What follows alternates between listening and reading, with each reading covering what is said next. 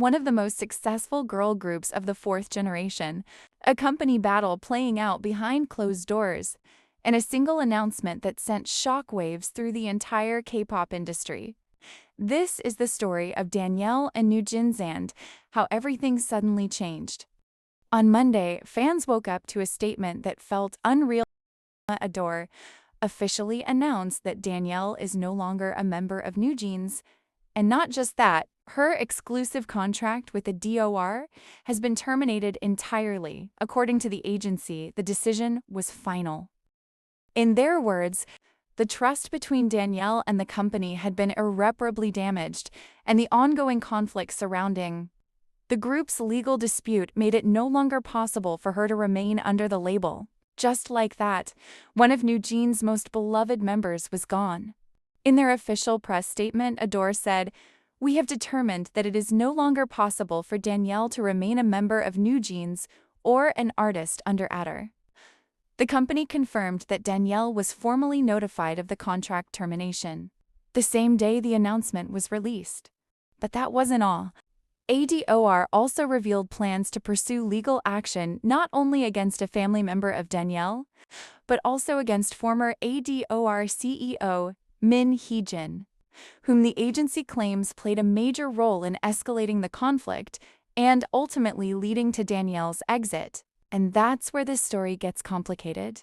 To understand this moment, we have to rewind to 2024, when everything first began to unravel. In April 2024, HYBE requested that Min Hee-jin step down from her position as ADOR's CEO. Although she initially resisted, Min officially resigned in November 2024.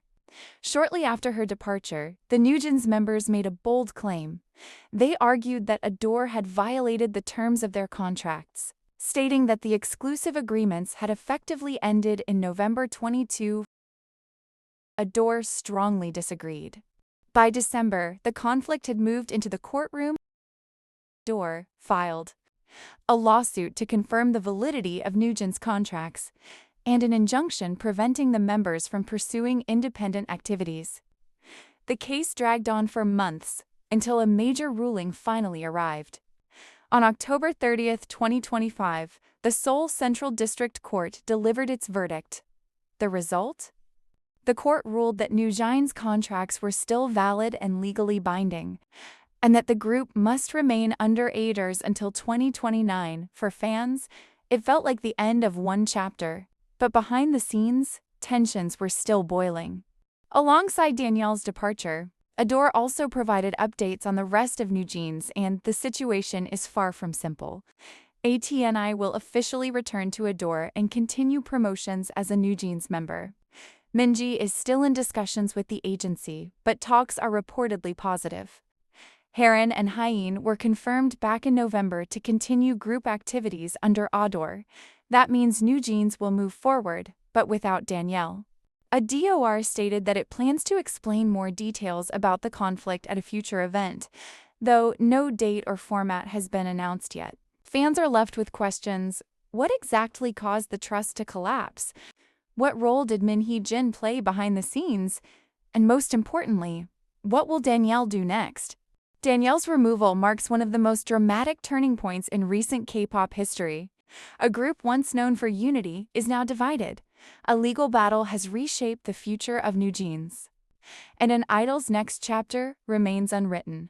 On another news, when idols enlist, fans expect buzz cuts, uniforms, and quiet updates from the military. What fans don't expect.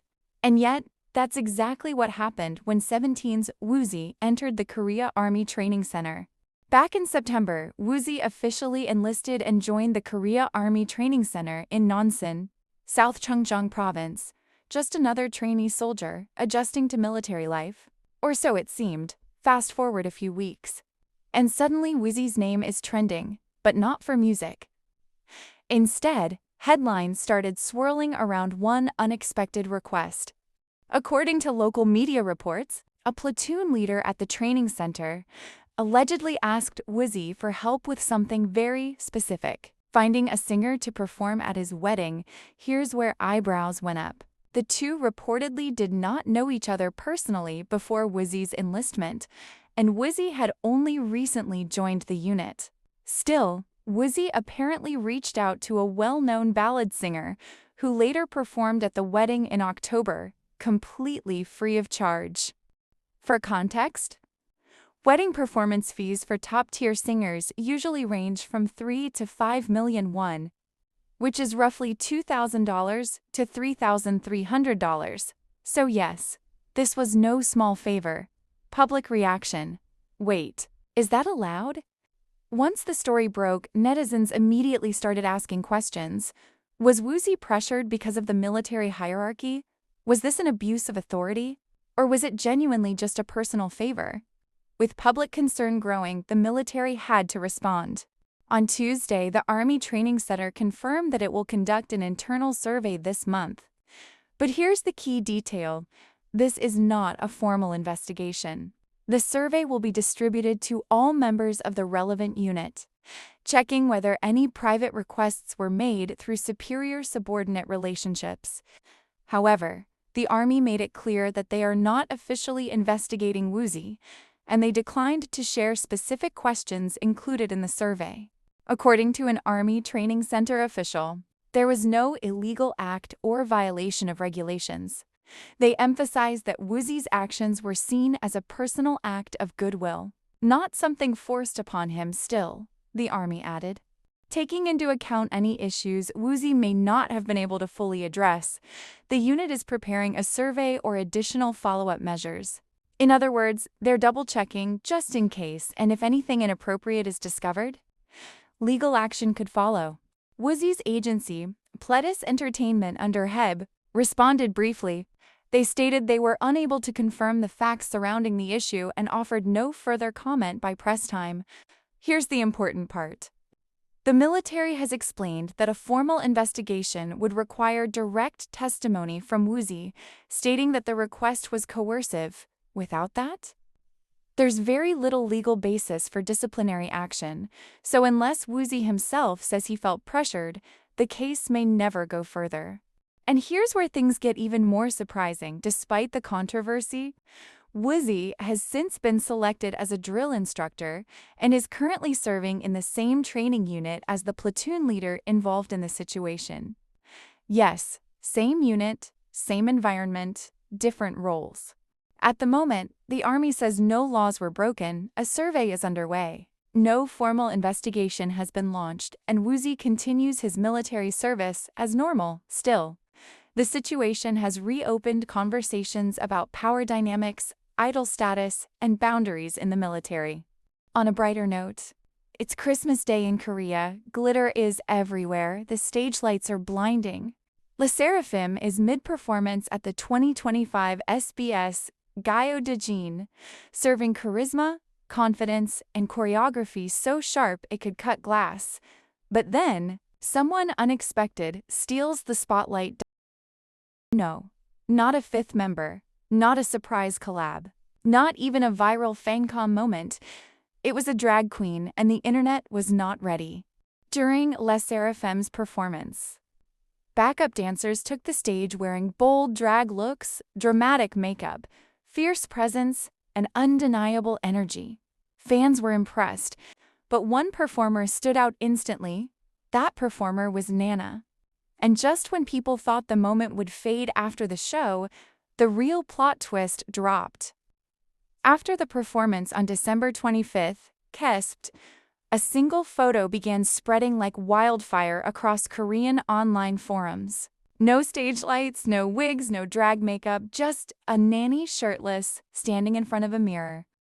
Tattoos covered her chest and arms, her abs were sharply defined, the makeup looked bruised and raw, giving the photo an edgy, almost cinematic feel, and within hours, netizens were completely floored. Comments poured in fast. How can someone look this good in and out of drag? That masculine charm is insane. She pulls off drag makeup so well, but this visual? Unreal. Fans couldn't get over how Nana balanced soft artistry and raw masculinity, two extremes that somehow blended perfectly. People weren't just impressed, they were captivated. While many fans were discovering her for the first time, Nana has actually been in the industry for years. She's been a drag performer since 2007 after discovering the art during a college production of Hedwig and the Angry Inch. And if she looked familiar, that's because she is. Nana previously appeared in Momamoo's hip music video, Brown Eyed Girl's Wonder Woman, and most recently, Leseraffim's Spaghetti music video. In other words, she's been quietly shaping iconic K-pop moments long before this viral photo. This wasn't just about visuals.com. Fans praised Nana for challenging gender norms, bringing drag artistry onto one of Korea's biggest stages, showing that confidence and talent have no single look. For many viewers, Nana wasn't just a performer. She became the moment. One performance turned into a viral sensation, one mirror selfie turned into a cultural conversation, and one drag artist walked away with the hearts of K-pop fans everywhere. So the real question is, were you watching Leseraffim's stage when Nana stole the show? And do you think we'll be seeing more drag performers on major K-pop stages soon? Let me know in the comments. Don't forget to like, subscribe, and stay tuned for more K-pop stories you won't want to miss.